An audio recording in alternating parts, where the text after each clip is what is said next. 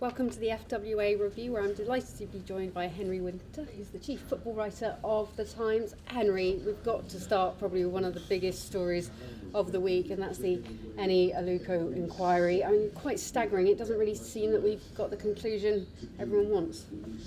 No, I mean, it's going to rumble and rumble. I mean, Heather Rabbatz was talking today, and I think that will be reflected in the papers tomorrow when she said that she felt that Dan Ashworth, the FA's technical director, that his position was untenable. So this is classic FA mess, stumbling from mistake to mistake, partly procedural, partly individual errors of executives and obviously Mark Sampson himself. So no, that is going to rumble. It's been reflected. I mean, the Sunday newspapers have had time to sort of look into it, and the Sunday Times as ever have been good. Sunday Telegraph as well is good. So yeah, absolutely going to. I mean, that's an interview with Anita Asante. I think it's Johnny Northcross piece. Yeah, I mean the FA aren't willing to deal with institutionalised really racism, and that pretty much for many people goes to the heart of the FA, and particularly the lack of diversity on the FA board, compounded obviously by Heather Rabbatz leaving the board. So I think what a lot of people would like is the FA board to reflect more the sport that it supposedly serves. And reflect the 21st century makeup of the landscape, and bring more expertise in as well, footballing expertise.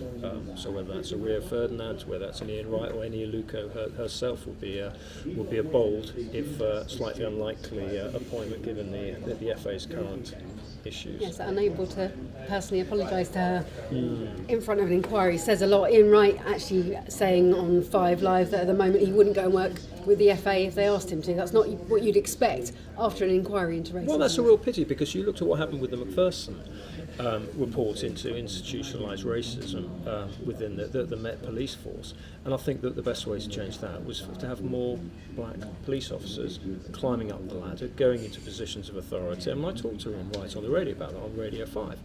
And I said to him, well, why, people like you need to be in the building, changing it from within. You're not going to change it from the outside just by sort of throwing stones and criticism and barbs at the FA. You've got to get in there and change it yourself. And obviously Ian's got a long history with the FA, but I do think we need players of Ian Wright's intelligence and calibre and experience, Rio Ferdinand the same, Eni Aluko on the FA board.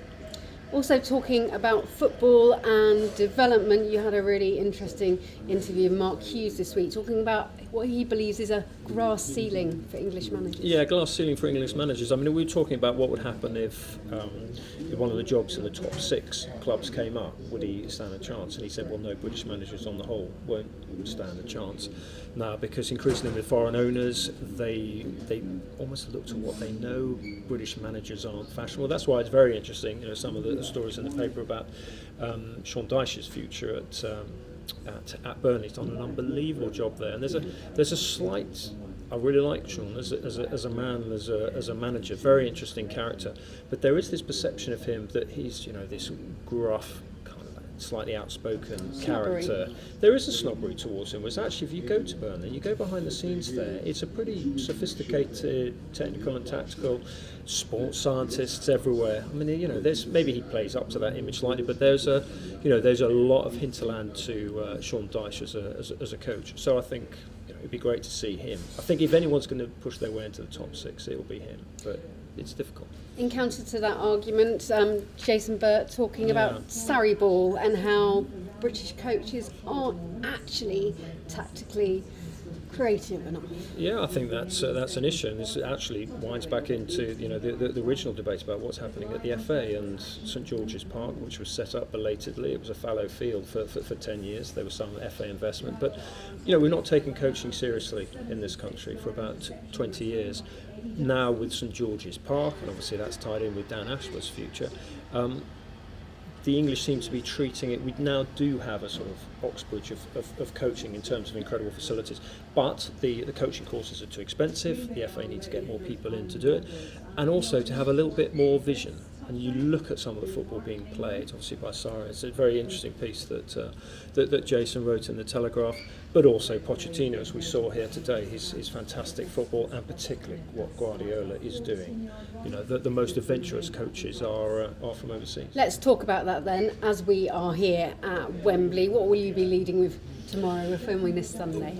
Well, for the first edition for online, I went to Rah Harry Kane. For the second edition, I've gone on a slightly more sort of thoughtful piece on Pochettino's impact. Whenever you get a team sheet, you know, we're in the press room here at Wembley, whenever the team sheet comes out, you go, what's Pochettino doing? And then 10 minutes into the game you say, oh, that's what he's doing. It's the same in Madrid and midweek. I was lucky to be out there, and you're going, that's an interesting lineup. Llorente obviously playing, and then 90 minutes later you're going, wow, that was pretty impressive. I was at Clive Allen pitchside when that team sheet comes out, and no one knows his team inside out better than Clive, and even he was, I'm not really sure who Harry Winks is partnering here. And the Premier League, it was quite interesting. No one really knew. But that was great. But that was great because obviously it creates even more of a problem to the opposition. They're going, well, so how are we going to deal with this deck of cards that's just been played?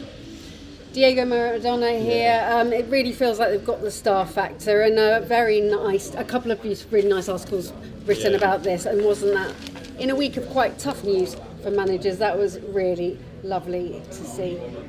Harry Kane and Jimmy Greaves, and the great thing about Harry, if you talk to Harry, he understands Jimmy Greaves. He understands what type of player he was. Obviously, you know, different players, but just the respect for the history, and you can see that with Harry Kane there, and everyone wishes, you know, Jimmy well, because he's an absolute legend of the game for clubs and country. So it's just, you know, lovely to see that from Harry. And I would have him as England captain, as we're here at Wembley talking about that. I just think he's such a great role model. You know, you always see him on the back of the papers. You won't see him on the front of the tabloids, broadsheet, whatever, because he is, you know, he's just such a professional. Yeah, Darren Lewis, the very nice article in the Mirror Sport. A few lovely articles written about that. If we're going to talk about Harry Kane, then we probably have to go with Neil Ashton, who's had a few scoops this week. But Harry off to Spain, exclusive. I think the way Harry Kane is performing, every club is going to want to buy him. Real Madrid inevitably will be linked with him. I think they've already started the process, which is classic Real Madrid tactics. They leak stories to their favoured media outlets, and he will be linked. There will be praise. Zidane talked about him as being a complete striker.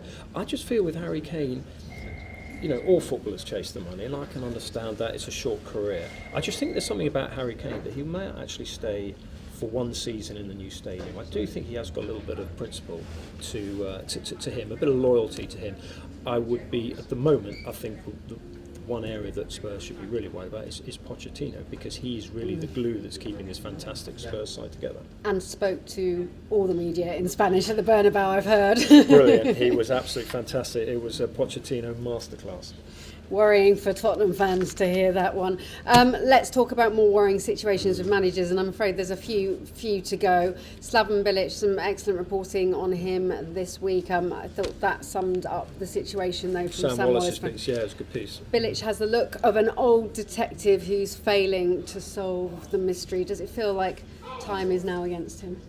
I think so. I mean, what happened on Friday evening was, I mean, in a way, the timing of that falls perfectly for the Sunday columnist. So Sam can write, and as he has done, has written a very sort of considered piece on it, which is still fresh because it's only 36 hours after a very painful night for Bilic. It frustrates me because he's such an interesting character. You know, you can talk to Bilic about law, about music, about politics, and you kind of want individuals like that. I mean, it seems only yesterday that he was sort of standing there in the pouring rain, completely outwitting Steve McLaren. Was it 2007? Wow, it's 10 years ago. That time flies.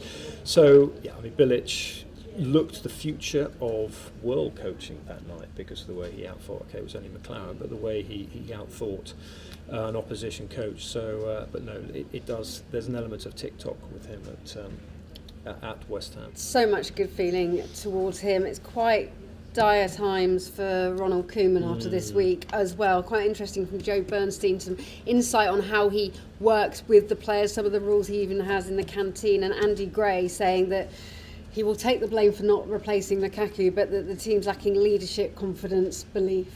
Yeah, I mean, it's a very legitimate point. You know, the Lukaku they've gone out and bought number 10s rather than number 9, which is what they need. Wayne Rooney has done pretty well. Obviously scored today a fantastic goal, although it was a slight mirage when given Arsenal's response, 5-2. I mean, that is brutal. Absolutely brutal. I mean, again, it's another frustration because Koeman is such an interesting character, and you want to see him do well. But again, the fans are really turning on him at Everton. Some of his tactics, some of his decisions, as you say, the lack of spirit, the lack of leadership. You go to Goodison now, I was there on Thursday for the game against Lyon, and there's a real edge and nerviness to the place. And the moment that nerves start manifesting themselves in the boardroom, Koeman will be gone. Manchester City, you wrote a lovely article at the start of the week on Kevin De Bruyne, also Jonathan Liu, salivating over that remarkable pass in the Independent, picking it apart move for move, and Aguero as well, adding to the records. They've been fantastic, City. Yeah, absolutely. Aguero at 177. It was, it's a formidable achievement. But what I like about Aguero is that he hasn't complained. He hasn't thrown his toys out the pram, even though he's not first choice with Gabriel Jesus coming in. Aguero's just stayed. He's so low maintenance. He's so professional. Okay, he's on a huge amount of money, so he's quite right to be professional. But he's been fantastic. There was a very good piece by Ollie Kay in my own paper, The Times, yesterday, talking about De Bruyne's influences and the passing he's made. But you know what? There's no awards are given now. But if you were betting on who was going to be champions and who was going to be Footballer of the Year at the moment, okay, it's like 6-7 months away when it actually comes, you probably go for a City De Bruyne double.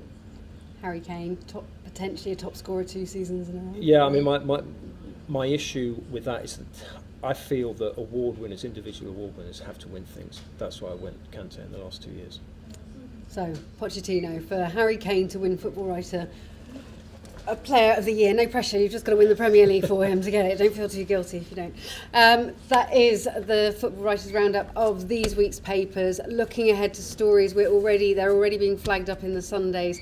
We've had the abuse cases that the FA are looking into. Hazing could be the new concern, or a look back at some pretty horrific incidents. It was interesting, yeah, the Mail on Sunday and the Sunday Times today were particularly strong on hazing. I mean, it's just the whole abuse thing just seems to grow and grow with the elements of the stories, the number. I mean, the police statistics that were put out last week. Again, those are just eye-wateringly painful to read. The number of people whose lives have been damaged by this, and the police have to do their work, and then the authorities obviously have to get involved, and the authorities, Football Association, will probably have to be called to account. Were they lax at certain periods in their history in terms of when this cropped up in the sort of 70s and the 80s? The Football Association with a lot on their plate, and there'll be a lot written about them in the coming week. Let's get back to football, and what an encounter that will be filling all the pages. You have the Carabao Cup as well, West Ham Tottenham. There's a few slip-ups we can see there, but ultimately you've got to look ahead to the week. Manchester United, Tottenham, level on points now. Oh, absolutely. I mean, the Premier League has just been some of the quality of the football. In a way, we haven't had the quality of the players compared to, say, Bayern Munich and Barcelona and Real Madrid in recent years. But the quality of the coaches, I don't think we've ever had certainly in recent years, such a collection of fantastic, ambitious coaches. Okay, Mourinho's sort of part of the bus at Anfield, but some of the football being played, we saw it here today. And Klopp's a good coach, but he got completely outthought on that, and his team were outclassed today. But no, some of the football is outstanding. Whether from a neutral's perspective, what will happen if Manchester City run away with the league, which they could easily do, but at least they're doing it in style. They are doing it in style. We'll bring you up to date with everything that's happened in the world of football writing next week. Henry, thank you for joining us on a busy week. Pleasure.